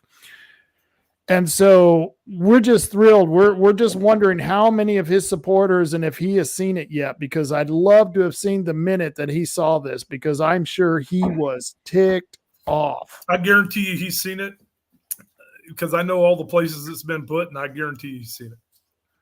Yeah. So, I wanted to bring up Trump again. Trump gave a speech the other day at this Black conservative caucus, and he mentioned black people. So right after that, I think it was NBC, it was either NBC or CBS, got 4 or 5 of these black people up on their up there to question him. And they start trying to bash Trump and shaming him. And what did you think about that? And they just sat there and didn't say a word. It was like crickets. And finally she got him to talk, said, yeah, I thought he did great. I didn't have a problem with anything he said. They didn't know what to do. It was funny. That guy has got, in my lifetime, I'm 59 years old. In my lifetime, he is the most popular person ever to roam this earth, besides maybe Elvis Presley. And I think he's getting up there. He is, I think he's going to go down in history as one of the best presidents, if not one of the top 10, top 5 presidents. And what's neat is that he did 4 years between 2016 and 2020. And that means that kids who are 14 years old are now 18 years old. Right. And so they're going to be, well, actually, they would be older than that, because that's 8 years. So the kids who are, well, if 22. You were 12, you'd be 20. Yeah, you'd be 20, 14, 22. And so those kids are now voting age. And I just got a feeling that a lot of them aren't buying into this transgenderism, the woke cultness that's going on. And I think they've woken up because he's such a strong male figure that there's a lot of people, especially young men, who are going to say, I'm voting for this guy because he kicks ass. He's not afraid to go into the ring and call people out for what they are. That's why I love these Republicans who get after you and me, because we criticize Republicans. Who's a bigger critic of Republicans than Donald J. Trump? You know what I mean? He's the guy we need. And we need to, this is why I feel good about criticizing Republicans. If they deserve the critique, they should get it. Right. Well, if, the caucus and the like, they don't mind if you're criticizing Republicans if they're doing it. It's just you and me can't do it. Yeah. Oh, yeah. Yeah. So I'm going to get you out of, because you've been on here almost 2 hours, and it's going a long ways. But I want to show you a commercial that Todd Vaughn, the Friends of Todd Vaughn, did. And because we were just talking about Trump, I think you'll find this interesting because it ties in the China thing with Trump. And Todd does a really good job of it. Did you know that many of our elected officials here in Oregon may have been compromised by the Chinese Communist Party? Because they have been. And did you know that David Brock Smith's largest donor has investments and ties to China that inevitably link him to the CCP?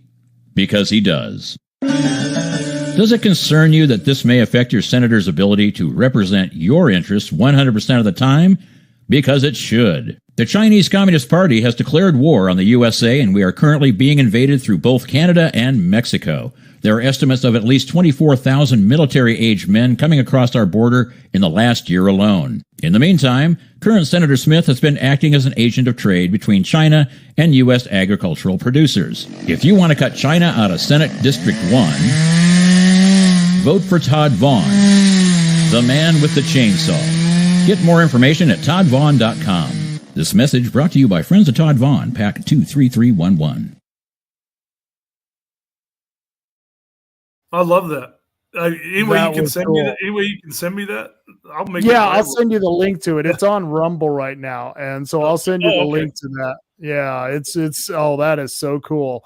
And I mean, even if we don't win and David Brock Smith gets back in there, no one's ever going to look at him the same. Everyone's going to look at him for what he is. He's a bought and sold whore, a political whore who is a bully. He threatens people. He's threatened my friends. He's threatened people who weren't even involved with me investigating him. What a piece of crap. And now people who support me, he's going after them. Yeah. And so, it's we're not going to take this shit. He was a fat boy when he was a kid. You can tell who someone is when they give a speech. Every time they give a speech, they got to tell you how conservative they are. Yeah. I mean, it's going to be opposite. And I learned a long time ago, whenever a politician tells you anything, any politician, you got to ask yourself what's in it for them. Just listen to the way he talks and you'll know he's a piece of crap. Yeah.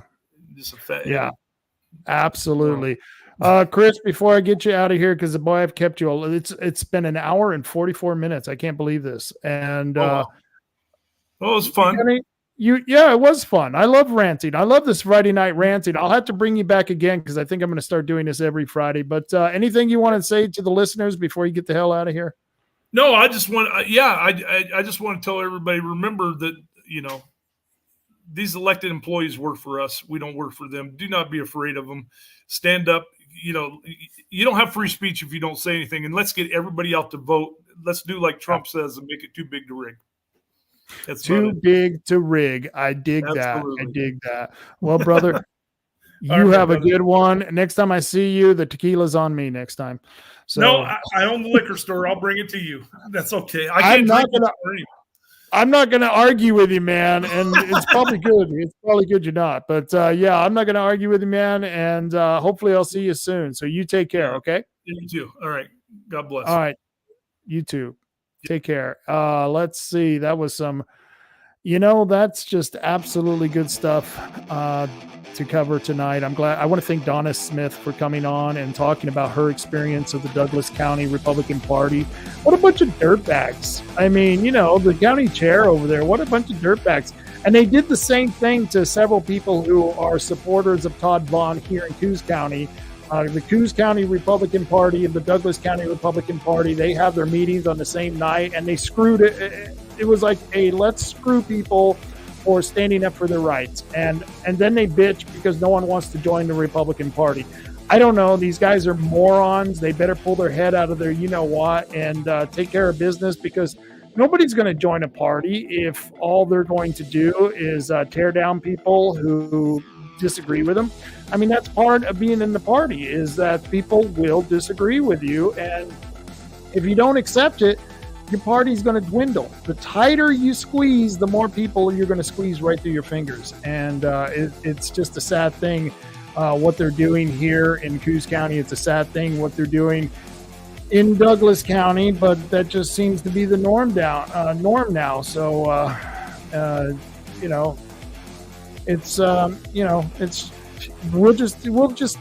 we're going to let it ride for a little while, but I'm telling you now, there are changes coming. There are changes coming to the party, to the Republican Party, to the state of Oregon. And that's because I know things that I can't tell you, but let me tell you this. There are a lot of people who are now, we're building together our forces. We're bringing together our forces, and we're going to battle the evil in the party. We're going to battle the evil in this state, and I hope you all can join us.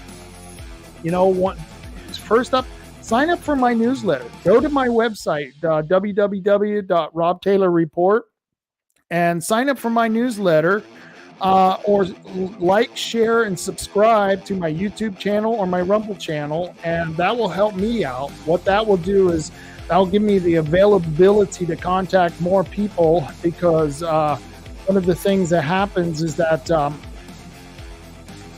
it gets more playtime the more people who are watching it. It's just like the algorithms on Facebook, and I'm live on Facebook right now. So the more people who are watching it there, the more it's going to be seen. So that's one of the things you can do for me if you want to help. And I can guarantee you we got big things coming up. We've got some windmill rallies happening. We are opposed to the windmill projects, and we're going to have some rallies. We're working to basically go after the companies who are going to try to lease the call areas. We are going to shame them publicly. We are going to shame them publicly and try to convince them that they need to just get the hell out of Southern Oregon, that we don't want them here, we don't want their windmills, and we're not going to allow them to destroy our fishing industry, destroy our tourism, not going to allow them to destroy our ability to warm our houses, because once they put the windmills in, unless it's subsidized heavily by the government, which it probably will be, it's really going to just drive the cost of energy up exponentially. And it's not reliable. It's just not reliable. So I don't know why we're taking away reliable sources of fuel and bringing in, solar panels and these windmills, because as far as I've seen, from what I've learned, without the government intervention, these things would have failed. And we're destroying, like I said, huge swaths of farmland and ranch land to put up these huge solar arrays. And hopefully next week I'll have a video for you. There's a video out there that I think is pretty great. Before I get out of here, I do have to give some thanks to a few people. 3H Tree Service, Matt Holman and the guys. I don't know. I think we're going to be playing more Where's 3H Tree Service on Monday. So if you check it out Monday, you'll get a chance to win $50 if you find Where's 3H Tree Service.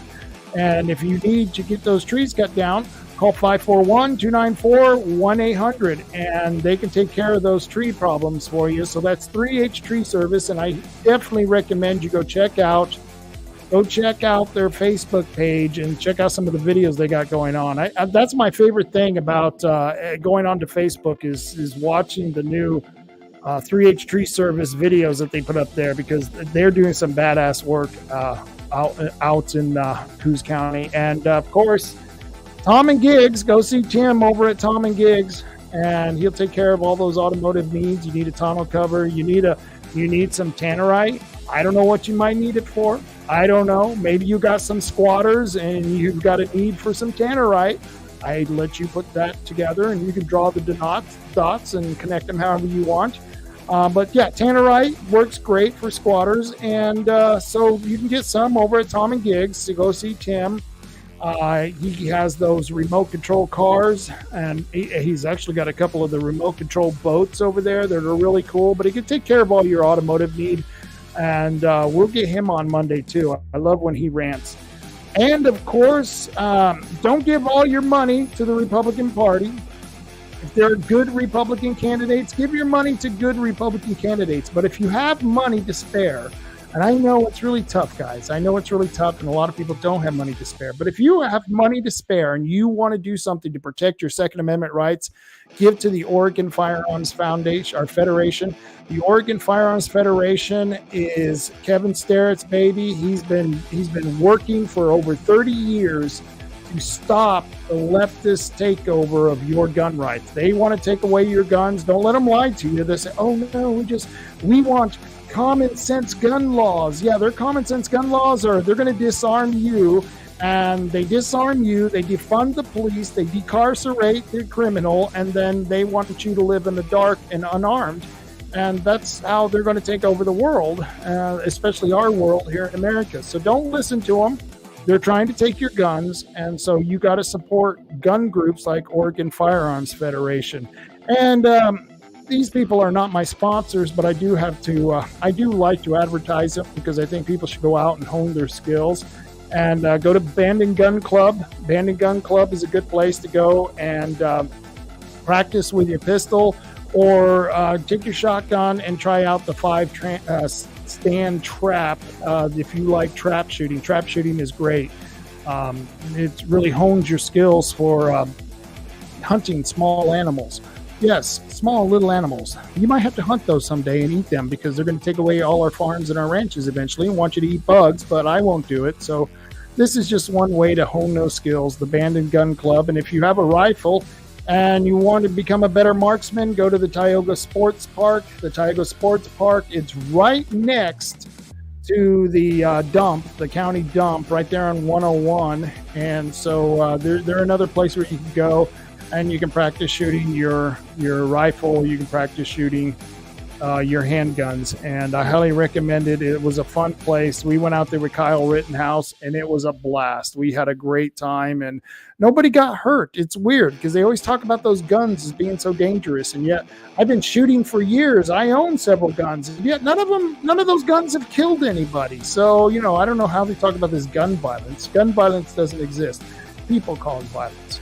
And if they didn't have guns, they would beat you to death with their bare hands. And that's why you do need guns, because you need to be armed. You need to be able to protect yourself. You need to be able to protect your family, and you need to be able to protect your neighbor.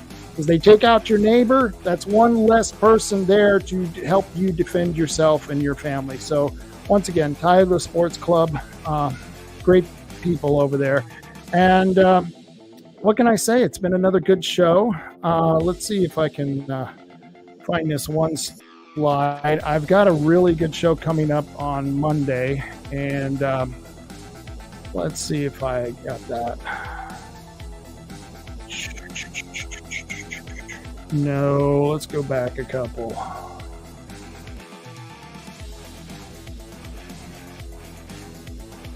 Oh boy, I don't seem to find the slide now, but I've got a really great guy coming up. He's a young man who writes for the American Spectator.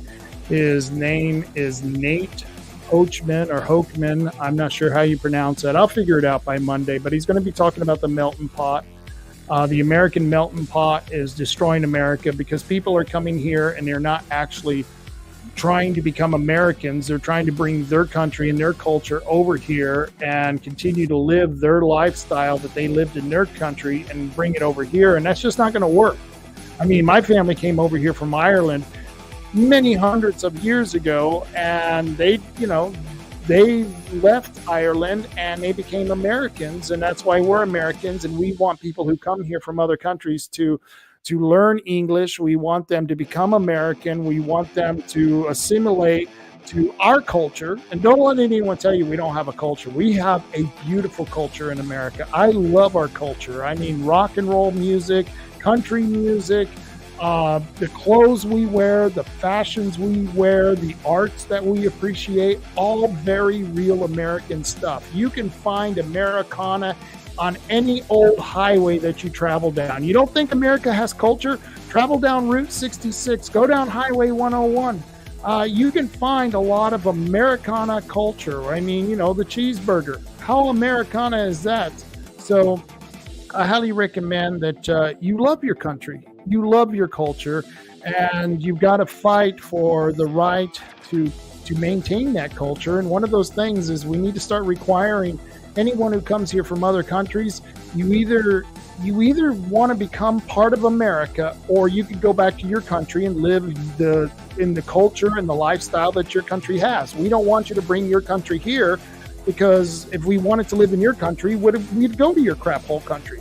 I don't want to live in Ireland. There's no reason, and I know it might upset my Irish grandmother, but I don't want to live in Ireland.